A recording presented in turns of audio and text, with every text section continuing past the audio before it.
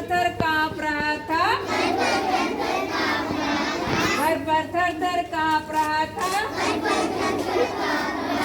कहाँ छिपूं मैं झांक रहा था, कहाँ छिपूं मैं झांक रहा था। बंदर मामा बोली चिड़िया रानी, बंदर मामा बोली चिड़िया, नहीं मिली है छतरी कहीं,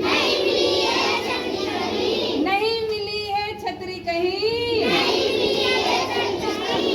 बना रहे घर भीग रहे हो, बना नहीं घर भीग रहे हो, आछी आछी छींक रहे हो, आछी आछी छींक रहे हो। सुन मामा को गुस्सा आया, सुन मामा को गुस्सा आया, चिड़िया का घर तोड़ दिया, चिड़िया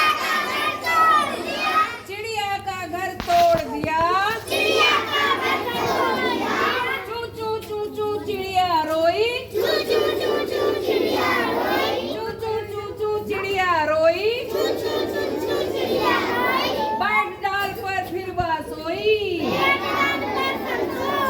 बैठ डाल पर फिर वह सोई।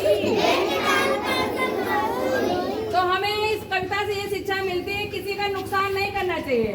अब बंदर ने के घर बना नहीं था, चिड़िया का घर बना हुआ था, जब उसने कह दिया तो उसने उसका घर तोड़ डाला। हमें किसी का नुकसान नहीं पहुंचाना चाहिए, हो सके तो सबकी मदद करनी चाहिए। समझ गए बच्चों?